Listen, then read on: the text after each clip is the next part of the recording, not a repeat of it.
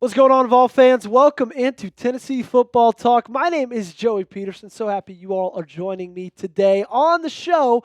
We're going to give you the latest injury news from Vols training camp practice yesterday. And I don't know if you missed it, but two pretty big starters and guys who are going to have pretty big roles going on in 2025 were sidelined during practice. Of course, I'm talking about five-star wide receiver Mike Matthews and Joshua Josephs, the edge rusher who I expect to do some massive things this upcoming year. We'll tell you what their injuries are, what we've heard from the inside, and the outlook for the next couple of months for those guys. Before we get into that, though, I got to give a shout out to Vol Nation because you guys absolutely brought it just like I knew you would, because we broke the record for fastest channel to 1,000 subs in company history. Guys, that's absolutely massive. And the cool thing is, we are not done, okay? Let's keep this going. Let's keep this momentum up. Let's get to 2,000 subs as soon as we can. We're currently sitting at 1,412 subscribers. Need 588 of you guys to hit that free subscribe button for daily content on your Tennessee Volunteers. You found the best place for that right here at Tennessee Football Talk. Alrighty, let's start with the wide receiver, Mike Matthews, who we all know is donning a new number in 2025, that number 4. Not going to lie, it looks pretty sweet on him. Here's what Ryan Schumpert, former classmate of mine, had to say on his injury status. Did not spot Matthews during stretches, but did see him stretching with the specialists as the rest of the team made its way outside after the first 2 practice sessions. Eric Kane on 3 went on to say wide receiver Mike Matthews did not practice today, but we have been told that he is day to day. Honestly, this is good and bad news. Okay, I think it's a little bit of both. The good is he's considered to be day to day. Right? He should be back soon.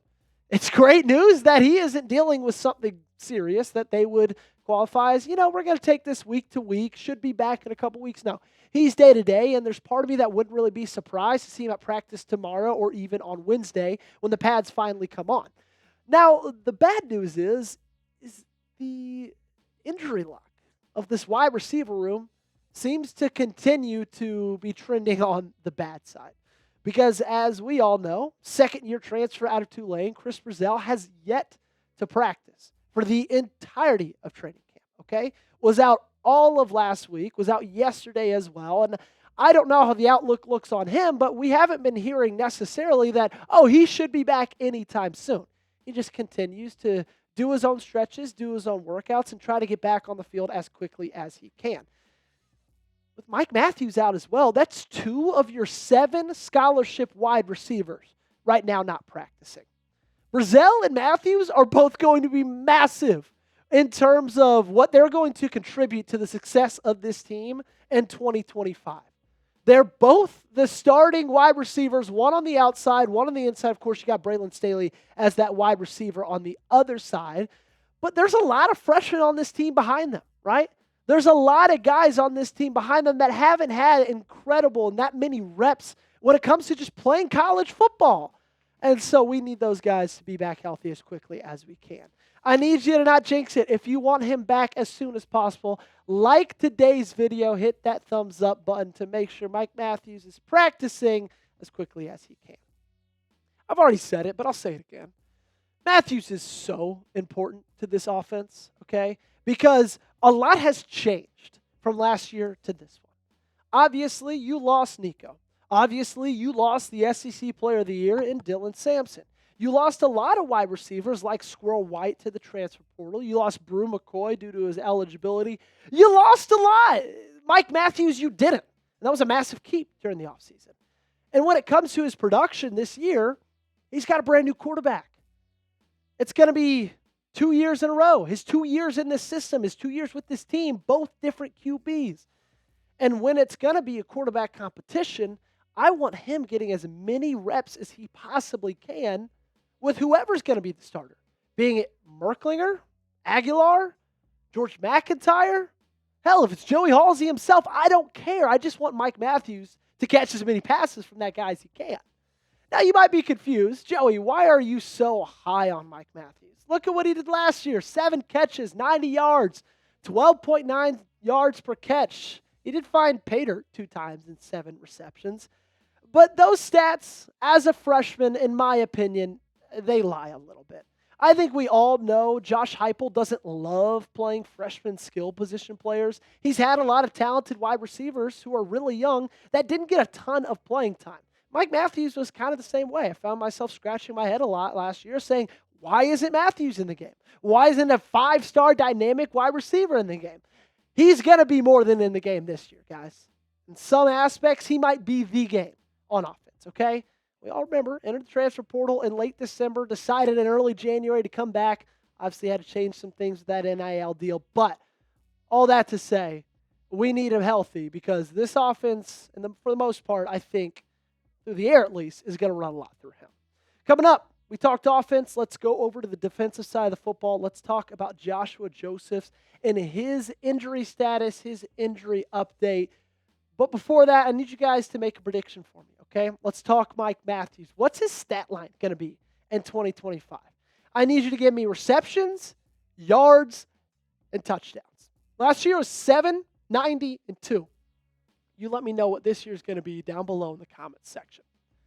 Okay, let's talk Joshua Josephs and his injury, what he's dealing with, what it looks like, and what his status is going to be for the next couple of weeks. I know it's a hot take, but I kind of believe that Josephs is going to be better than Pierce in 2025 than Pierce was in 2024. I get it. James Pierce Jr. was a freak. He was a first-round pick. His speed coming off the edge, he had a really underrated bull rush. I love James Pierce Jr. But I really like Joshua Josephs as well. Here's what Ryan Schumpert had to say on the injury. Josephs has worked off to the side for 2 straight practices now, and it is uncertain how serious or minor his injury is. Tennessee could very well be playing things slowly with one of their proven leaders on the defensive side of the ball. Now, I don't love how quiet they're keeping this, okay? And they're not, purposely keeping this quiet. They're not, going around saying, hey, nobody say what's going on with Josh Josephs. But with Mike Matthews, it was pretty quick for that to come out as just day-to-day. That's not the same with Josh Josephs, right?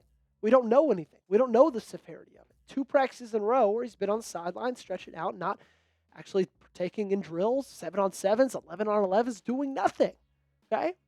And it's going to be important for him to be back because did you know that Joshua Josephs is the only returning edge rusher in college football with a PFF grade of 85 or higher in run defense, which is a 91.4, and pass rush, which is an 86.4. This is his year. It's his year, okay? Last year was good. It's fine. 39 tackles, 9 tackles for loss, only a sack and a half, which is a big dip from year 2 to year 3 for him. 3 forced fumbles, though, which is phenomenal. Last year was fine. This year needs to be better.